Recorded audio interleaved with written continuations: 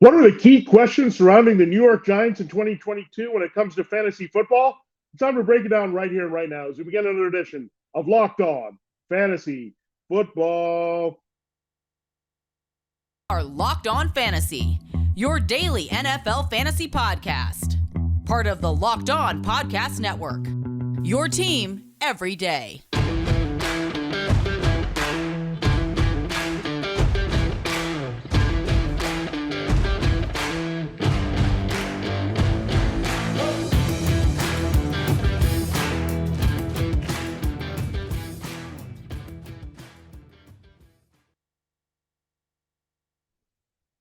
Greetings, everyone, and welcome to another edition of the Locked On Fantasy Football Podcast. As usual, I'm your host, Vinnie Iyer, and I'm not doing this. I'm writing about NFL and fantasy football for sportingnews.com.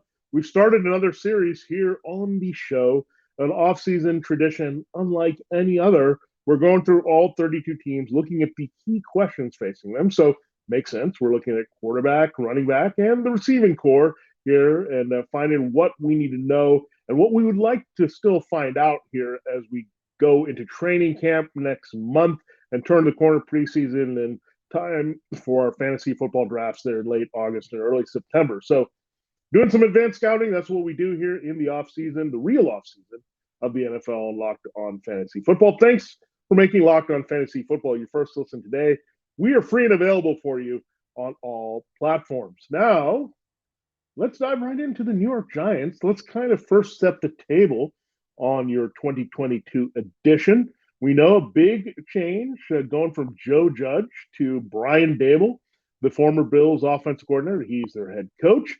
Their offensive coordinator is Mike Kafka. He comes over from the Chiefs. So the hybrid of what was working so well for Josh Allen and Patrick Mahomes.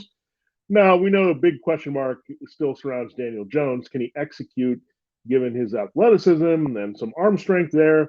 And his head, is he going to be able to put it all together finally with this brain trust of Daboll and Kafka? So big question mark there. We'll get to that question. That's obviously pretty big here to tie everything together for the Giants in 2022. But we're going to start asking our first key question about the Giants, tied to the running game and Saquon Barkley. Now, Saquon Barkley, whether it's been his durability issue, staying healthy since his rookie year, or his usage, or guys being plucked out of the backfield behind him to cut into his touches in key situations, or teams being a little bit conservative about using him, or other way around, being too aggressive with the passing game, Saquon Barkley has been a disappointing fantasy football asset.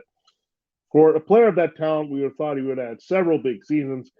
On top of the hills, has just been a botching of using him, including the Jason Garrett era, where we thought, okay, this conservative offense, loading him up, he's going to be treated by Ezekiel Elliott. But we realized that Jason Garrett's creativity, or lack thereof, really hurt Barkley quite a bit here. So it's been tough to settle on the same offense here for Barkley and have that consistent key role. I mean, he has to be durable and available. That's the number one thing. But there's some signs to say that they're trusting Saquon Barkley and his new coaching staff more than we've had in previous ones. Keep in mind who the backups are. You have Matt Breida there coming over. He was a Bill for a while there to play off Devin Singletary and Zach Moss as an option for Daboll. So you have that. You have Gary Brightwell. He's a carryover. They liked him a little bit last year in the offseason program, but not really a sniff of anything to get key touches here for the Giants. But he has some playmaking skills. He's kind of Kenneth Gainwell of the Giants with a little similar name here. But when you look at Breida and Brightwell, the two Bs behind Barkley, this says Barkley is going to have an A-plus role on this team. Now, we know Brian Daboll, what does he like to do, and Mike Kafka, for that matter, throw the ball often. This team is not going to shy away. They've got some depth and talent at wide receiver. They want to push the ball downfield.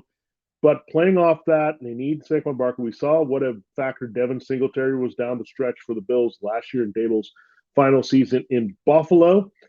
And so Barkley can get going. I think he's going to get most of the running volume. We know Matt Breida has his own share of injury issues, so that sets up Barkley to see the key touches, and you can't always trust Breida going back to his days with the 49ers, just a guy that really just struggles to stay on the field, and he kind of pops up annoyingly and doesn't get shut down. But Saquon, is being trusted here, basically, to be a feature back, a complete back in this offense. And you're going to see a lot of checkdowns. So half point, full point PPR for Saquon Barkley. That's where his biggest value is going to be seen. Now, being touchdown dependent is tough because the Giants offense needs to move the ball and be in position to score enough with Daniel Jones. And unfortunately, Daniel Jones likes to take off and run and steal some points that way as well for his running back. So there's that in play. But Barkley, again, I think he can get 60, 70 balls in this offense, would not surprise me at all, and add maybe 500, 600 yards there. So that's going to be the ticket here, being that smooth all-purpose back here for the Giants. Maybe take less of a pounding, get him an open field so he can use his quickness versus just pounding between the tackles and wearing him down there, and just letting him operate what he does best with his ability to turn on a dime and get into the open field and have some burst and home run ability. We've seen that as well for Barkley. So there's some high hopes for Barkley. I think this pass catching role is really going to boost his value. Again, standard league, it doesn't help you as much, but it does in terms of yardage that's going to come with it. That's going to really pad his stats on a weekly basis here on top of the scoring potential here for the Giants. So again, this all lines up to say none of that Devontae Booker type stuff that we saw. Booker's not even there anymore. And just trying to work in a guy like Wayne Gallman, that's not going to happen anymore. They trust Barkley. The Chiefs have had a committee approach as well with Darrell Williams and others, and cutting into Clyde Edwards-Helaire when Mike Kafka was there. We know the Bills have been pretty committee-like with Singletary and Moss and even Breida to some degree last year. So there's that history with both Kafka and Dable of doing that. But again, Barkley is the man. He's really talented. They never have had a complete back quite as this when healthy. So I think a good rebound candidate for sure. We talked about Ezekiel Elliott being RB2.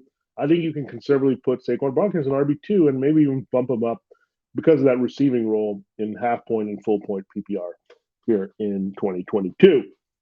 All right, our next question, key question around the Giants, is going to center around the quarterback, Daniel Jones, and we'll get to that and see how we can best answer it going into training camp here for this team and all the teams ahead of preseason and ahead of your fantasy football drafts. So we're in advanced scouting mode here on Locked On Fantasy Football. We also have scouted out BlueNile.com for you, and that's where you want to go so you can celebrate all of life's special moments. Whether you're creating the custom engagement ring of our dreams, getting a classic and timely jewelry piece for anyone special in your life, all at prices you won't find at a traditional jeweler, BlueNile.com has got you covered. Whether you're ready to pop the question or you're about to get married or celebrating a milestone moment, find jewelry as unique as her with the modern convenience of online shopping only at BlueNile.com. Build that engagement ring of her dreams, or you can just celebrate one of life's special moments with fine jewelry. No matter what you're looking for, Blue Nile has jewelry you're looking for and experts on hand 24/7 to help you find that perfect gift for that special someone in your life. Make your moment sparkle with jewelry from BlueNile.com, and Locked On Fantasy Football listeners get $50 off purchase of $500 or more. This is a podcast exclusive and includes engagement rings as well. Use the promo code Locked On. That's the promo code Locked On. Plus, every order is insured, ships free, and arrives in discreet packaging. They won't give away with the side. Again, that's $50 off purchase of $500 or more just with the promo code Locked On. Shop stress-free and find your forever piece of fine jewelry. Go to BlueNile.com today. All right, it's time to continue the show here, talking about the Giants, and we're going to ask that question about Daniel Jones. It's a tough question, but we'll try to best answer it based on our vibes and feels of what's going on with the Giants. We have an important favor to ask you. We put together a survey so we can learn more about listeners like you to Locked On Fantasy Football on every show here on the Locked On Network. We want to make your favorite Locked On podcast even better. This is your opportunity to tell us what you like and don't like about Locked On Podcast. Go to LockedOnPodcast.com/survey right now to get started. It won't take very long, and everyone that completes a survey can qualify for a chance to win one of 10 $100 Ticketmaster gift cards. It's easy to get in on that. Just take our audience survey by going to LockedOnPodcast.com/survey. And thanks in advance, again, for all your help. All right, let us continue the show and ask that question about Daniel Jones. Is this the year Daniel Jones puts it all together? Well, the backup right now is Tyrod Taylor, so let's just set that up. Davis Webb is your third stringer, so he's hanging around here. So Tyrod is there. There's a connection with the Bills and Brian Dable and all those things kind of matching up here. But Taylor's a guy. He's got a strong arm. He can push the ball downfield and has enough mobility. So he makes sense as a backup for Jones in this particular offense where Dable also wants to push the ball downfield. So this is a great opportunity. You look at the things that have happened here. You still have Andrew Thomas on one side with the tackles, which you add Evan Neal as bookends here for this offensive line. So the pass protection should be good for Jones. Yeah, Barkley is going to be a nice, valuable check down, a lot more and involved in the passing game. So that has kind of gone away, but Jones is going to have that a little bit more under Dable and Kafka. So you got bookend tackles, you got your security blanket running back. Now, at wide receiver, you got some depth, but my concern here at wide receiver is that, yeah, you have Kenny Galladay. Yeah, he was a classic number one with his size and ability to get outside. And then you have a bunch of guys that are similar there in Sterling Shepard, Kadarius Toney, Wan'Dale Robinson.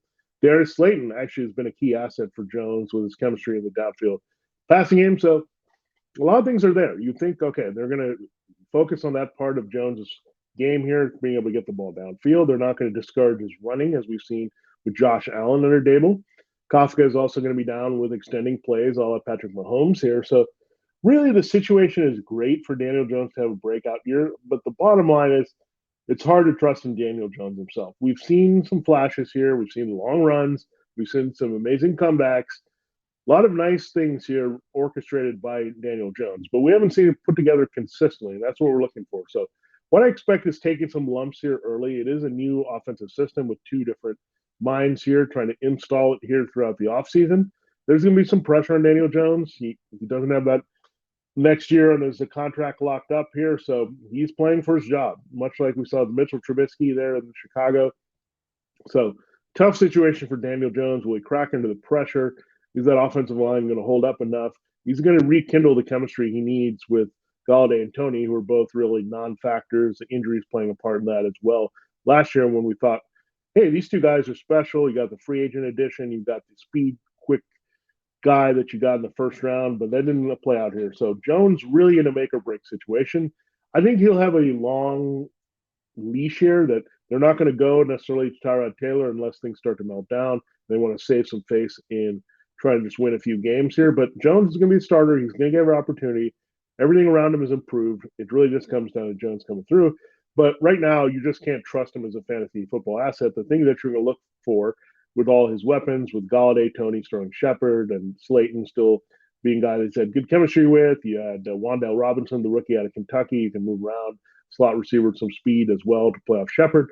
And you have Richie James and others rounding out the depth here. There is some depth there. Tight end is a bit of concern. You lose Evan Ingram. You lose Kyle Rudolph.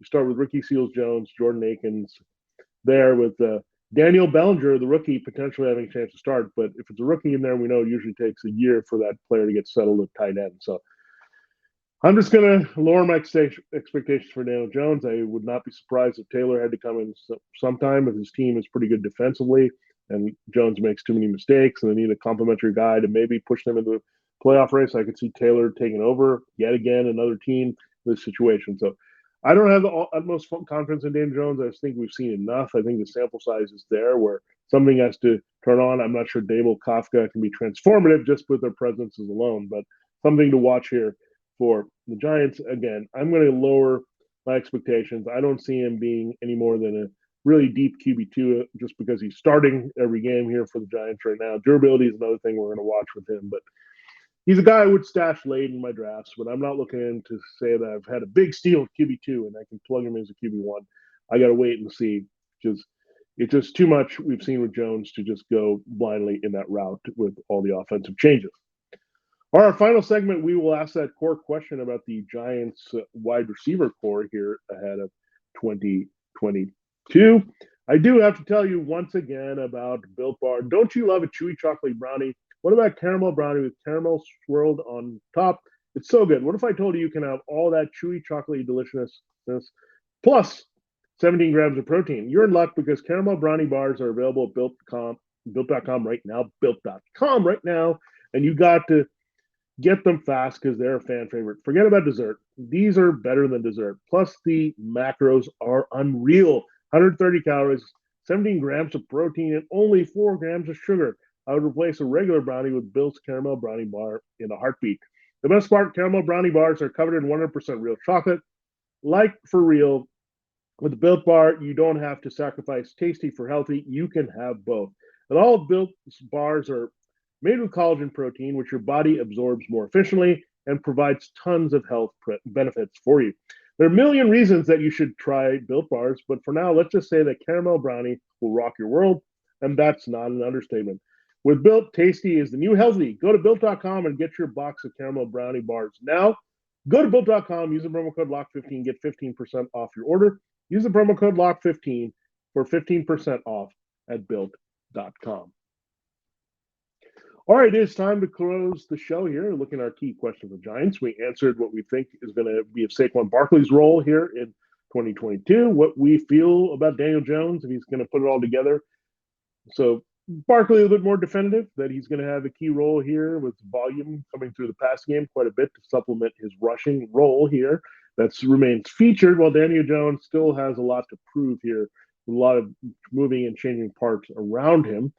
Now that comes down to Daniel Jones's targets and who's going to be the number one reliable fantasy football asset between Kenny Golladay and Kadarius Toney. Now, let's try to do some copycatting, shall we? When we look at the Bills, it was Stephon Diggs. He's the classic number one. He can line up everywhere, make big plays in different spots. Diggs clearly stood out as that player. Now, we go to the Chiefs, where Mike Kafka was. Who was that player that they lined up everywhere, could make a lot of things happen, had some speed and quickness on the inside? It was Tyreek Hill. So, okay, so we have Tyreek Hill and Stephon Diggs. Who profiles best like that? Is it Kenny Golladay or Kadarius Toney? Now, the one good thing is the answer could be both. The volume of the Giants' passing game should be rather high. The one thing that you think about a little bit more is that the Giants defense could be good. So could keep them in games that could help Barkley a little bit and maybe not to get the pure passing volume looking for from Daniel Jones, but they'll throw plenty. I mean, it's just the nature of Dable's offense, plus Kafka, what he was used to with Mahomes, bringing home the guys from Mahomes and Allen. They're going to put the ball in the air as much as they can and trust their quarterback as much as they can. It's not going to be that Garrett sense of feeding Barkley and being rather conservative. So they're going to push for the big plays. That's going to help both Golladay and Toney in their respective roles. Golladay is more that big, lanky guy with speed on the outside. Toney with that speed quickness profile, a little bit of Tyreek Hill in his game. The key with both these guys is staying healthy. Sterling Shepard has been able to stay healthy all throughout his career. Darius Slayton is pretty much the stretch of field number 4 right now. It's kind of downgraded that here. We'll see what they do with Wan'Dale Robinson. He could make Shepard a little expendable here with his plays in the middle there. So Toney is also a guy that you can move slot, so that could come to Shepard's value. So Shepard might be more of a number 2 outside possession receiver for this team in reality, but in fantasy, definitely could be buried behind the upside of Golladay and Toney. So again, I think we haven't had a lot of opportunity for Jones to get on the same board with Golladay and Toney, so they're pretty much equal here. Now, in terms of who has the better talent and is special, and we've seen fantasy football in this team with this quarterback do pretty well, it's been Toney, but he's got to get his head on straight and do that. Golladay, we've also seen put up some big special seasons with Lions with and without Matthew Stafford there. So Golladay profiles the number 1, that he's got to stay healthy. Same thing with Toney. So I think both these guys are going to play off each other. The scraps of the passing game are going to be fought between Shepard, Slayton, Robinson, James, and the other guys on their roster here, including C.J. Board. So, again, if I was going to lean one way or another, I'm going to say Toney because he's just more usable all over the field here than Golladay. Golladay has to be set up by Daniel Jones and accurate to get it downfield and in the red zone. But I think Toney might be more in line with what Jones wants to do. And you also keep in mind here that you don't have a lot of tight end right now. I mean, they are talking up Daniel Bellinger, the rookie, is potentially being a starter immediately as a rookie, but they do have Ricky Seals-Jones and Jordan Akins. So the former journeyman there, he started with the Cardinals and has been around. Last year, Seals-Jones was with the Commanders. And then you have Jordan Akins. He's been around for the Texans for a while. Bellinger, very green. Again, it usually takes a year for a young tight end to get settled in this league. So I don't think this is going to be an exception here in 2022. So everything lines up to say that Toney has to be a key target. He's also short to intermediate. As much as they want to push the ball and stretch it downfield, high volume here, Tony can do that, but he can also be the guy that can make things happen after the catch, be that little security blanket that Barkley is. I mean, if Barkley is going to be a key target here as a check down guy, you think Tony would also be that guy because he can make a lot of the things happen after the catch. Galladay, a little bit more limited, is that big, lanky receiver on the outside. So I would say Barkley and Tony get pretty high target share here. Galladay is going to be involved. In turn, Barkley can get going. Tony can be an impact player. Galladay is going to see things open up for him. So that's why I say the answer is both. But I'd lean toward who's going to have better fantasy football return on the overall numbers. I think it's Tony. But I think Galladay will be usable. So I'm going to start here in the wide receiver 2-3 borderline at best with either of these wide receivers. So don't go crazy drafting them, but there has to be volume available and production available from the Giants when two receivers stand out from the rest of the group, and there's no reliable tight end yet in the transition for Daniel Jones with Mike Kafka and Brian Dable. So there you have it. There's a breakdown of the key questions surrounding the 2022 New York Giants. We got Dallas with a D, New York with an N. That would mean the Philadelphia Eagles. The PEs are up next to break down here in the NFC East, and we'll close out this division with the Commanders here. So we will get through every division, all 32 teams. We're going division by division, NFC East to West, and then we'll do the same thing with the AFC here in Locked On Fantasy Football. So an exciting series. It's fun to take some time to really break down what you're going to get out of these teams potentially 2022 and previewing what they might look at in training camp. Thanks for making Locked On Fantasy Football your first one today. Now make your second listen to the Locked On NFL podcast for national NFL experts and insiders. Keep fans dialed in with the biggest stories and latest news from around the league, because an offseason doesn't equal a break in the action. Follow Locked On NFL every day on the Odyssey app, YouTube, and wherever you get your podcasts. That includes this show, Locked On Fantasy Football. We're also there for you. Thanks again for listening and checking out our breakdown of the New York Giants ahead of training camp in 2022 from a fantasy football perspective. We do have the Eagles and the other 29 teams in this league before it's all said and done. So check it out. Stay with us. And if you need to catch up, we got plenty of good stuff there for you, including our look at the Cowboys. So for Locked On Fantasy Football, this is Vinnie Iyer. Have a great day, and we'll see you with our next look at the offseason key questions of the Philadelphia Eagles.